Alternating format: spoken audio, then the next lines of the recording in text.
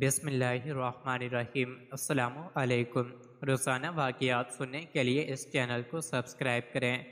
حضرت سلیمان علیہ السلام نے دربار لگانے کا پروگرام بنایا تو جنات کو حکم دیا کہ وہ ان کے لیے ایک خوبصورت اور دیدہ زیب کرسی بنائے، اور وہ کرسی اس طرح کی ہو کہ اگر اس کو جھوٹا مدعی یا گواہ دیکھے تو اس کے شانوں کا گوشت کانپنے لگے۔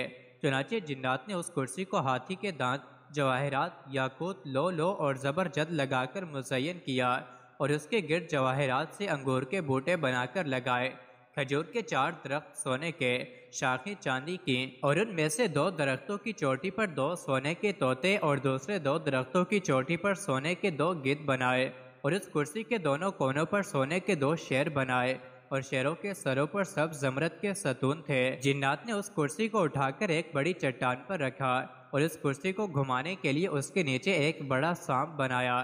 جب حضرت سلیمان علیہ السلام اس کے پہلے درجے پر قدم رکھتے تو وہ کرسی تمام چیزوں سمیت چکی کی طرح گھومتی۔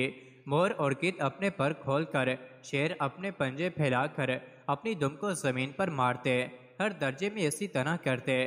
جب حضرت سلیمان علیہ السلام اوپر والے درجے پر تشریف فرما ہوتے تھے تو دونوں گدھ آپ کے سر مبارک پر تاج رکھتے اور اس پر مشک اور عنبر جھڑکتے تھے۔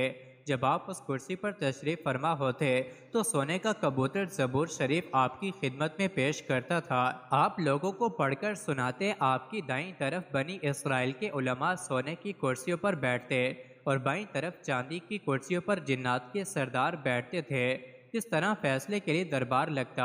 جب گواہی کے لیے گواہ حاضر ہوتے تو کرسی اپنی تمام چیزوں سمیت گھومنا شروع کر دیتی تھی۔ شیر، مور اور گدھ اپنے سابقہ کرتب دکھاتے تھے، جس سے گواہ لوگ خوف زدہ ہو جاتے تھے اور جھوٹی گواہی نہیں دیتے تھے۔ جب حضرت سلیمان علیہ السلام کا وصال ہو گیا تو بخت نصر بادشاہ نے اس کرسی کو اپنے پاس رکھ لیا۔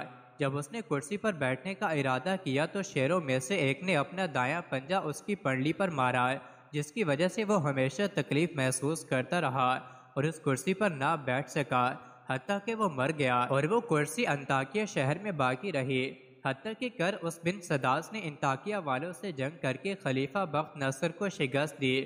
پھر اس کرسی کو بیت المقدس کی طرف واپس لوٹایا گیا، لیکن کسی بادشاہ کو اس پر بیٹھنے کی طاقت نہ ہوئی۔ پھر اس کرسی کو صحرا کے نیچے رکھا گیا، اس کے بعد وہ غائب ہو گئی اور اس کی کوئی خبر اور نام و نشان کا معلوم نہ ہو سکا کہ وہ کرسی کہاں گئی۔